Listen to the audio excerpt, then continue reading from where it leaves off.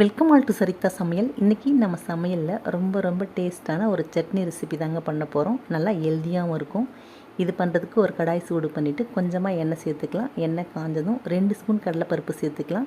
கடலைப்பருப்பு ஓரளவுக்கு செவந்ததுக்கப்புறம் இதில் 2 ஸ்பூன் உளுத்தம்பருப்பு.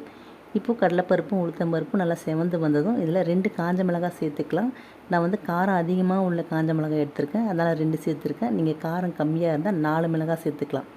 இப்போது அடுத்து இதில் ஒரு வெங்காயம் ஒரு தக்காளி கட் பண்ணி சேர்த்து விட்டு நல்லா வதங்கி வந்ததுக்கப்புறம் 3 கேரட்டை தோல் சீவிட்டு சின்ன பீஸாக கட் பண்ணி சேர்த்துக்கலாம்.